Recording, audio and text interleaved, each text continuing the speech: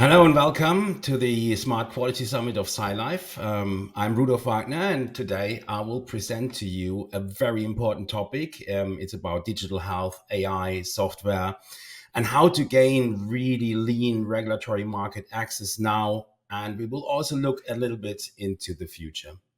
So I'm Rudolf Wagner. I said it already. I'm CEO of ADHOCON, a contract legal manufacturer. I have been in quality and regulatory for medical devices and pharma over 15 years, and lately a lot with AI and software. And we have really registered a lot of products across the world in all the 132 countries which have a mature and developed medical device regulation.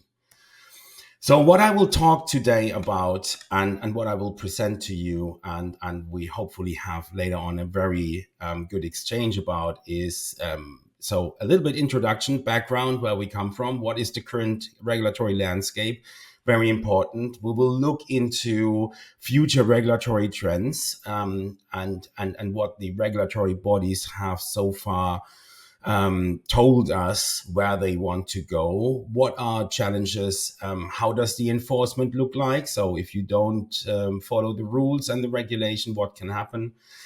Some strategies for lean market access based on my experience over the years, how you really get lean, compliant, and safe market access and be really with patient and doctor focus. Some case studies, and then we will sum that up with the key takeaways, so that you know what your next steps are. So for introduction and background, regulatory compliance is key. That you will hear that from everybody, but what it really means, and regulatory compliance for some companies really mean, we can sell our product, we can actually make money, but the truth behind that is a little bit different, because when you look into the history of regulation, it was always about keeping patients safe. And when you look into the history of the FDA, but also European regulation, and also why we now have EU MDR in Europe, for example, it was always because something really bad happened. And the government recognized that it is better to really look into and provide some stringent rules to keep patients and doctors safe, but also provide the best possible outcome and have a reliable product. So we have today, since predominantly since 2017, we have a very good medical device and software and AI regulation in 132 countries worldwide. And these regulations ensure safety, efficacy, and reliability. That's the headline of each regulation, also for digital health and especially for digital health technologies. Non-compliance, and we see that quite a lot. If you don't follow the rules, it has not only implications for patients and doctors, but it also has some implications for you, because you need to recall your product. You might face legal challenges, lawsuits, and of course your reputation is damaged. If you have clinical data already, and you have a very good overview of literature which supports your product and your algorithms or your AI, then regulatory approvals are really not that hard. I know it's always a black box, but it's not that hard. And many others have done it, and you will do too. And your customers are actually looking for that, because, and we will come to that later, because they have an obligation to only use approved medical devices, software, and also pharmaceutical products. So what is the current landscape? Couple of years ago, and that follows, we had already a joint venture of all the authorities where they come and exchange. And since a couple of years, IMDRF, the International Medical Device Regulator Forum, which meanwhile consists out of really the top 20 authorities, I would say, and a lot of observers and official participants, is basically coming together and aligning the regulation. So what you will see is very well aligned regulations across the world, and the other countries which are not IMDRF members, they usually follow the IMDRF guidelines and regulations of the member states, predominantly FDA and EU, because they see if they create their own regulation and have their own obligations and hurdles, that companies do not tend to register in smaller markets if they have completely different regulations. So for the most part, every country, every smaller country in the world either tends to follow FDA or EU regulation, or adopts IMDRF guidelines in order to enable companies to come to their market and register their products. So that's why IMDRF, FDA, and EU are so important. And IMDRF, or let's say the other way around, FDA and EU MDR are following IMDRF guidelines. And you can see that in the regulations, because IMDRF guidelines are specifically mentioned and referenced there. And sometimes even they take like for like some definitions over into their own regulation, like in MDCG 2019-11. You will find that for software and AI, that's the explanation what you need to do for EU MDR compliance. You will see that IMDRF is directly quoted and referenced a lot in that document. So we have, in essence, if we break that down, so now we have IMDRF, we know that FDA and EU MDR have aligned in this regulator forum, and they have taken over IMDRF guidelines like for like into their regulation. Now, let's break that down. How does it look like? So for software, and it says, the regulation internationally says any software, so that includes software and AI,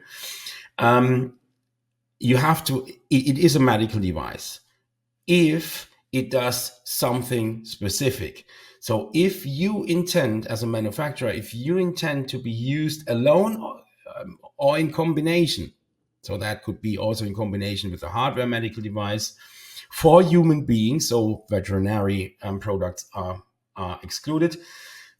And then, very important, diagnosis, prevention, monitoring, treatment, or alleviation of a disease. And you see already by that precise definition, it covers almost everything. Because usually as soon as you monitor a patient, or as soon as you gather data from a patient, you are already monitoring his disease. In the US, we also have a little bit special clinical decision support software, but if you look into the definition of the FDA, there are 4 conditions which you need to meet, and in order to be clinical decision support software, you almost always process any signal. So if you gather data from a patient, you are processing a signal. If you display, analyze, or print medical information,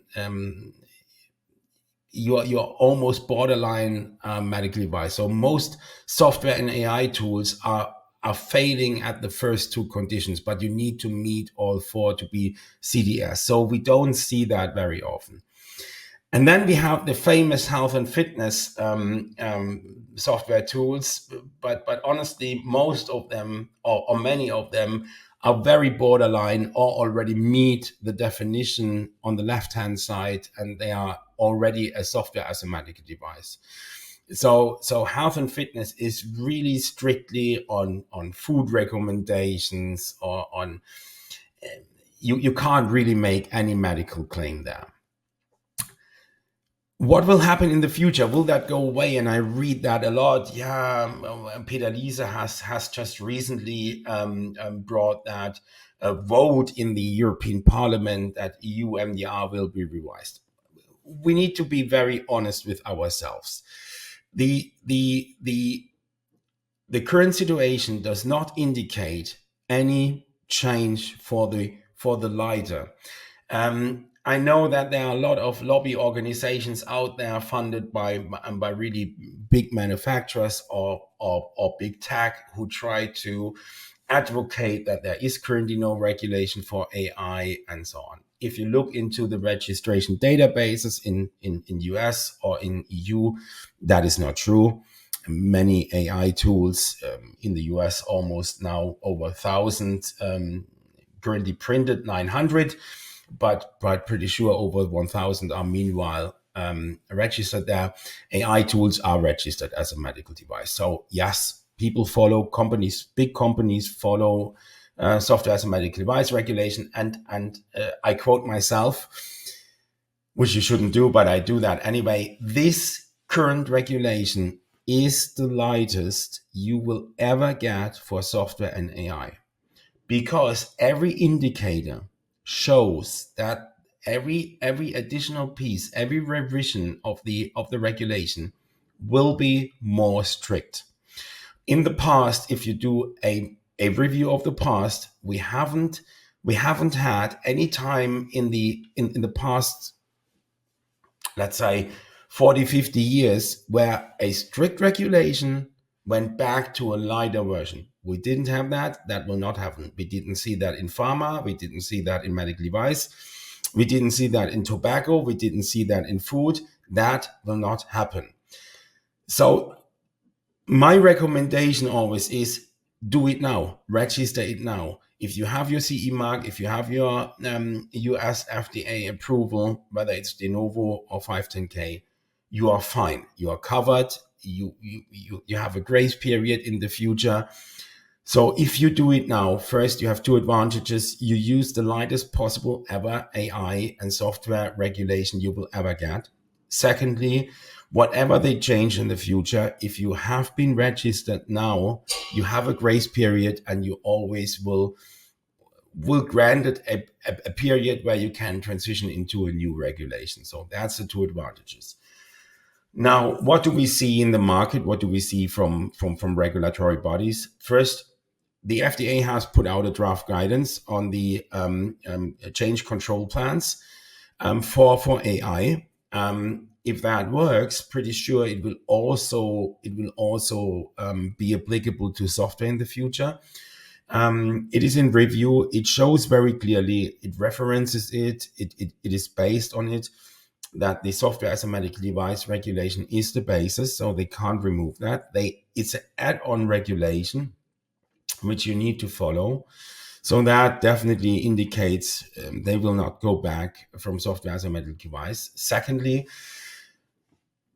EU, MDR, and the European Commission, and also the rotation, when you look into which country will lead the EU in the next couple of months and years, in the 6-month rotation of the European Council, you will see that all of them, Ursula von der Leyen and the former commissioner, they all have said EU MDR revision is not on the prio list in the next 4 years. There are, and I think it's pretty clear, we have different topics which we need to cover first and are more important. So pretty clear. And the vote Peter Liese has now brought into the Parliament, it does not change anything. It is a recommendation. It is a question. It is a formal request to the Commission to revise the EU MDR, but that will not happen. We might see in the MDCG documents are a kind of guidance on top of EU MDR from the European Commission. It's the abbreviation stands for Medical Device Coordination Group. So they add on some guidances on the EU MDR, how you have to fulfill certain requirements in the regulation. It is due for this quarter to be revised, so we might see some change on the explanatory guidances, but not on the regulation itself. And even if, I always say that, whether it's US or EU, even if they would decide to start revision today, in the past it has always taken at least 2 to 3 years. So even if they would start today to revise the regulation, we would see the result only in 2 to 3 years. So if you don't want to wait and gamble on the outcome of a potential revision, which is not coming, I would recommend just follow the current regulation. IMDRF will add a specific regulatory guidance for AI, and it is likely to be taken over like for like by all the member states and those who follow IMDRF anyway. And I said that it is the lightest regulation. You don't want to wait. You don't want to gamble. The market demands it, so just do it. That's my recommendation. I know it sounds too easy, but really everything else would be gambling. And all the indicators show there will be no revision. It will not be to the lighter, and the regulation only gets tougher. So start today. So what do we have currently as some challenges in the market and from the authorities? So first, authorities like US FDA, BfArM, you might not see that because they do not usually publish enforcement results until it gets to the worst stage or the second worst stage, which in the US is a warning letter.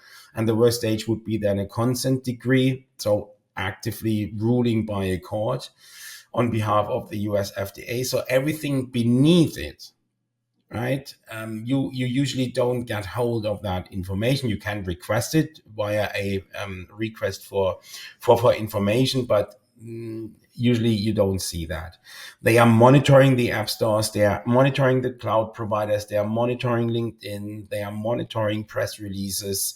So if you go via the press release agencies, they are monitoring it. You might not see that. You might not think that happens, but it happens. That is number one. So authorities are watching the market, whether themselves or via third parties. Hospitals and healthcare providers, they are only using approved tools for two reasons. The liability insurance companies, hospitals are liability insured. And in the terms and conditions of these liability insurances, they have very strict rules what hospitals have to do and should avoid or have to avoid to do in order to stay being insured against any medical liabilities. And one of the terms which you always find is that they only use approved drugs, medical devices, software, and procedures in their practice. So hospitals and also healthcare providers, GPs, they will have a hard time to justify using an unapproved medical device or software or AI in their practice. And what we also see, and that's currently the most often seen enforcement, is by your competition. You know, software and AI are highly competitive markets.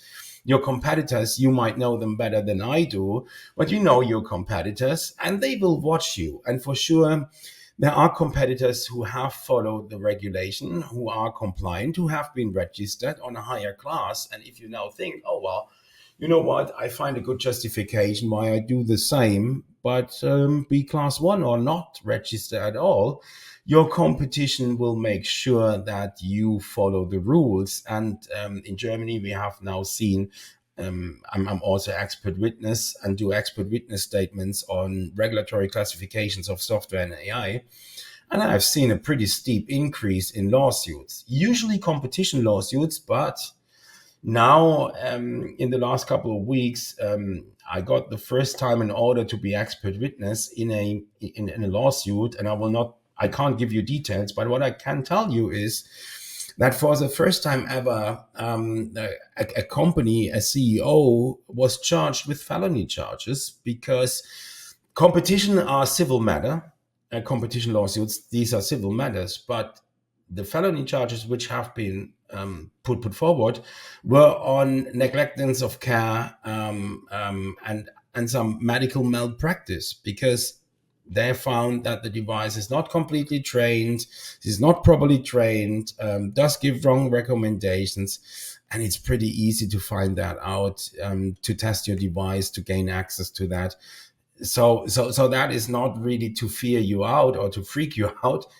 It's the reality. And I just want to give you a reality check to reconsider if you want to be compliant or not, or if you think class 1 is a good way to go because you can self-certify and self-register. Now that I freaked you out maybe a little bit, and that you have learned that we have the leanest ever possible regulation, you might have reconsidered your position and said, okay, maybe it's a good idea to register, to show regulatory compliance, and to also gain a little bit a market advantage by being registered, and also having the certification. It looks good.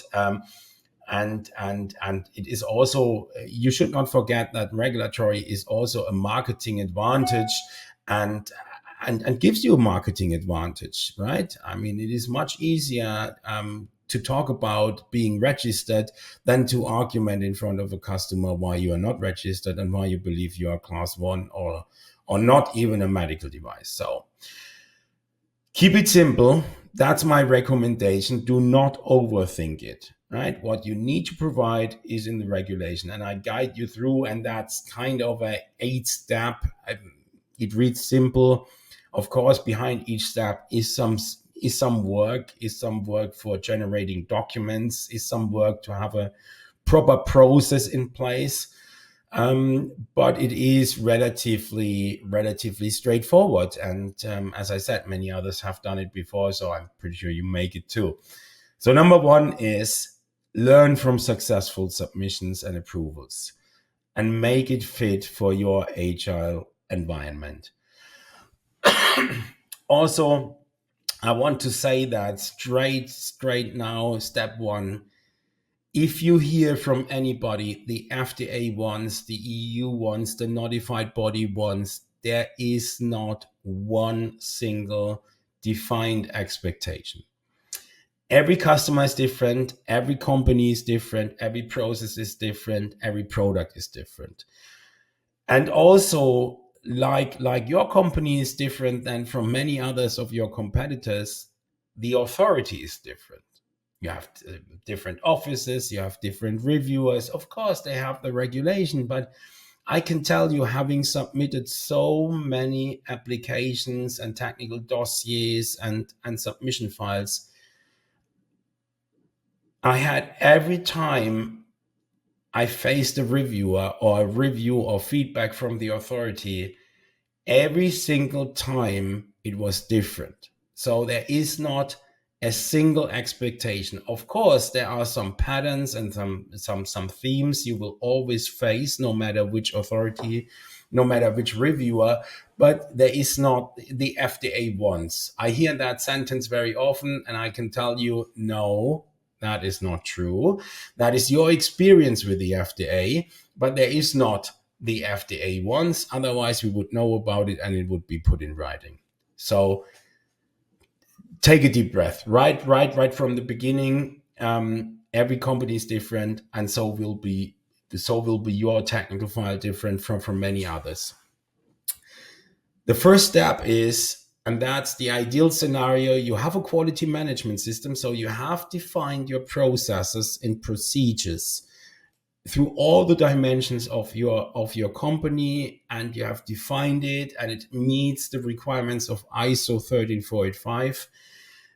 It is required everywhere, and that QMS will give you the absolute assurance that you will pass the registration. But that's the backbone. Because the idea, if you go into an ideal world mode, if you follow your processes, if you follow them every time, you automatically generate the documents you need to submit to any authority. That's the whole idea. And because authorities are not always in your company and can monitor if you do things right, they rely that you follow your processes. So it is just a matter of reliability and reproducibility of what you do. And in essence, what a quality management system does is you plan what you do what you planned, and you document it. 3 easy steps. You plan what you do is the procedure. You do what you planned, is you follow the procedure step by step, and you document what you did, and that is also defined in the procedure. That gives you a record, and that record is needed for the submission. That's the whole principle behind it. Don't go beyond the regulation. I know that many of you think, oh yeah, but if I show that I've done something special, and that I do a little bit more than the regulation, I can tell you by experience, the more you do, the more you're prone to mistakes. So keep it simple, keep it followable, keep your procedures really lean, keep them to the regulation. Just follow the regulation and keep it really lean, because if you have a 40-page procedure, I can guarantee you that the likelihood that you miss a step or you miss a documentation is much higher than if you have a simple process with a simple documentation, which is compliant to the regulation, compliant to ISO. It's much easier to follow in 100% of the time. And that's what you need to do. So what we have offered in the past to clients, and just to give you an idea, with what you can use to be successful in your registration, is 42 procedures with 3 to 4 pages each. That's it. We have successfully registered with this really basic quality management system, which is compliant to regulation and ISO, but that's what you need. It's easier to maintain, it's easier to be followed, and you can put also different standards into one QMS. You do not need separate QMSs for separate ISO standards. You can have one quality management system which covers ISO 13485, which covers 27001, which covers, if you have AI, 42001, which covers 14971, which is the risk management standard. So all of them can be in one quality management system. Use the data you have for design and development. Even if it's prior to your quality management system, you can use them. You can review them, validate them, and you can still use them. You do not have to restart everything. That's my recommendation. Use as much as you have. Make sure that it meets the standard. If it doesn't meet the standard, review it, revalidate it, but you can use it. It's not that you have developed 2 years basically for the bin. No, you do not have to do redo design development, as long as what you've done prior to your QMS meets the standard. That's very important. Medical evidence, that's the 5th step, because now you have your product developed, you have the proof, you have design development, you have your QMS. Now it comes to prove that your medical device, that your software, that your AI is clinically sound, it is safe, it is efficient, and it provides a benefit to the patient and the doctors. Now, medical evidence is not only the data you get from a clinical trial result. That is not what you always need to do.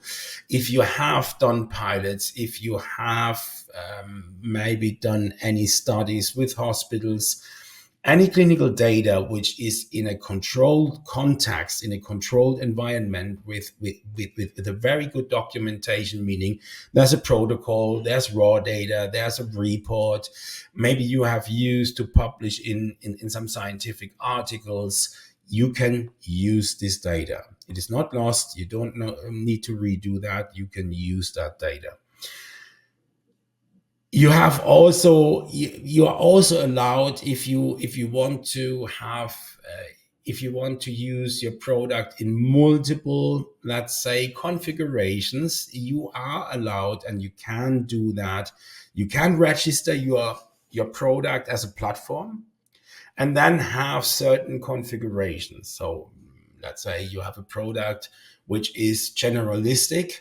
You can then register that generalistic product, even if it will be never on the market itself, but then you have configurations, maybe for cardiology, maybe for pulmonology. You have certain configurations which are a sub configuration of the big product where you have all the switches turned on, that is possible. You can have configurations, you can have a master product. So really think about what you can consider your master product, and you go with that, with one registration. That's also easier to maintain later on. If you are on multiple markets and you do a software change, it's much easier to maintain one master product where you have multiple configurations underneath it. I also recommend to not build different technical documentations, to not build different submissions. Although you might different documentations in different countries, which you need to send and submit, it is always good if you combine them into one technical file. So you build in-house one technical file, one technical dossier, which covers mostly US and EU requirements, because that's usually the go-to markets in the first wave. And then you have a big technical file which can serve US and EU. Some documents you will not send to your notified body, and some documents you have sent to your notified body you will not send to the US. But from a maintenance perspective within your company, it is much easier to have one technical file, even if you do not send all your technical documentation to one or the other authority, notified body. So that's my recommendation. You are not obliged to have separate technical files or internally separate technical documentation for each country. You can serve one document to one authority and the next document to all authorities, and so on. That's totally fine.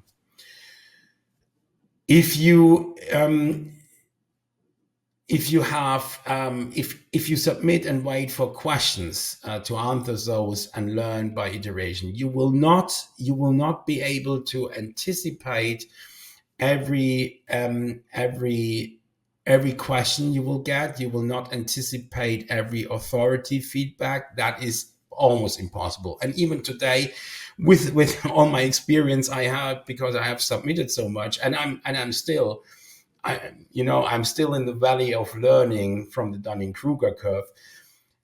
You will learn every day, right? So it is okay to submit and wait for questions. If you are confident you have covered everything, submit and wait for questions. That's my recommendation, because they will come back to you. They will come back, they will let you know. And you will see when you have submitted, there is this awkward moment where you feel, did I do everything? Is this okay to be submitted? Yes, the answer is yes. Because if you have that QMS, you followed your procedures, you have done everything in utmost to demonstrate your medical device, your software is safe and efficient, your AI is safe and efficient, yes, submit. That's my recommendation. Now, to give you some case studies and to learn from successful submissions and show that you can make it in an agile development environment, that there is not one expectations. As you know, we have with UMA, we have submitted Class 2B EU MDR and Class 2 in the US for a disease and device agnostic remote patient monitoring software. With one single file. I mean, meanwhile, HUMA is registered, and I congratulate the colleagues there in India. We have started that by then. Australia, Canada, Saudi Arabia, so also really in multiple countries. And that approach, although it sounds how can you be disease agnostic? It is easy and it is possible. You need to think, you need to know the regulation, but it is very simplistic. At one single technical file, we had a very lean QMS, but also ISO 13485 and MDSAP certification. So it was not that the QMS was really that basic that you can't achieve a certification with it. No, it was MDSAP certified and 13485 certified, and with that, and that's what I mean is know the regulation, and keep it simple and stupid. As a scalpel, for example, is also disease agnostic. So you see, the regulation opens the way to your argumentation, to share your view why you think it is safe and efficient. And of course, you need to prove it with clinical data, but it is possible, and you can do that, and you can share your view, and you can answer the questions. Of course, we got questions from the authorities, but we answered them. We showed data, we showed proof, and that made that possible. If you say, oh, that's too much for me, I don't want to have a QMS, there are contract legal manufacturers on the market to take over all of that, where you can come, like with ADHOCON. I always say, we are like a hotel. You can come book a room as long as you want. You are covered by that hotel. You have a roof over your head, which is ISO 13485. And then, you will be trained on that contract legal manufacturer's quality management system. And then we take over all the work. We take the data, we take the information you have, and we build your technical file, and we submit for you. And we are then also the legal manufacturer in front of the authority. So you don't have to worry. You just do what you're best at. So there are possibilities if you feel overwhelmed. Most of the clients of these contract legal manufacturers, they learn alongside. So they start with the contract legal manufacturer who takes everything over for them, and then they learn. They see the submission, they see the questions which come back, although they don't have to answer them, but they feel, let's say, they have a longer opportunity to learn and to gain the internal knowledge and competence to take over at a later point of time. And then also the what you always should think about, and there are multiple cases, which pathway do I need to go? Yes, there are class 1 software and AI as a medical device where you can self-certify. Class 1 does not mean you don't need a QMS. You need a QMS. Class 1 does not mean you don't need any process or technical file. No. Class 1 just means nobody's coming to check you because it's low risk. Yes, you can start with that. Still, you need to meet all the obligations. You need a QMS. You need to follow the standard. You need to follow the regulation. You need to have a post-market surveillance, for example. You need to have a complaint management system. You still need that, like if you were class 2. But nobody comes and checks you. We believe you. We believe you are low risk. If you want to start with that, you just need to adjust your claims. You can't say I'm supporting diagnose, my software is diagnosing. You need to adjust your clinical claims. You need to be aware, that the intended use determines the class. So yes, it is possible. Yes, you can say I'm a CDS, but then you need to fulfill all the 4 requirements I showed before. Yes, you can say I'm an EHR add-on. You can't use me as a standalone software, but I partner with EHR providers to be an EHR add-on. All of that is possible.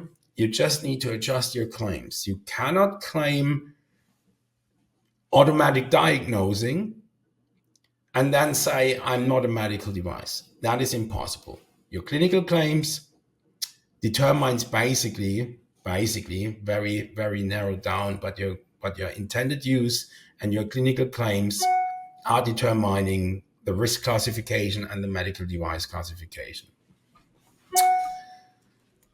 So now the key takeaways. We are already at the end. Time is flying. I would say, and I'm a strong advocate of that because of one thing, and that's really important. We all today listening, we will be patient one day. We will be at a moment coming to a hospital where our life depends on safe and effective medical devices. I want to be treated with good medical device, with good software, where I can be sure as a patient in the moment of need that I'm safe and that whatever software is used on me or my loved ones, that it's safe and it's proven to be effective. So that's basically very egoistic and a very selfish view, but I want you to be regulatory compliant. It is critical for you as a company to avoid enforcement actions, to avoid lawsuits, to gain more customers. It is really critical for you to get market access. So be compliant. And selfishly, I want you to be compliant because I want you to be registered and approved by an authority who has reviewed that your device is safe and effective. The authorities are increasing their monitoring and enforcement of software, of AI, and they will make compliance to those regulations more crucial than ever. And we will see a moment, and we all do not hope that, but that there might be a moment in the future where something goes wrong with one software, one AI on the market. And then the whole industry will face a much stricter regulation. As I said, your customers, the hospitals, the GPs, the healthcare providers, they have liability insurance, and those require really strict approved products, and they will, together with the authority expectations, they will reinforce regulatory approvals. And then it is easy. I'm not saying it is very simple, but it is easy. You need to follow the steps. You can achieve it. Many others have done it. If you have a strategic approach and you follow the steps, you follow your QMS, you submit what you have in data, it is pretty easy, I would say. Of course, I say that because I've done it a lot of time, but I'm saying you that by experience. It is not impossible to be regulatory approved. And the moment you submit, and the next moment, a couple of weeks, months later, when your authority or your notified body sends you the approval and says, congratulations, you are approved. That is an incredible moment. And I want you all to enjoy that moment. So, as I said, it will be also the lightest regulation we will ever have from my perspective. So I want you to really think about that and do it. And with all of that, I say thank you for staying with me and listening to me. And I hope we will have a good discussion. And I say thank you to you all.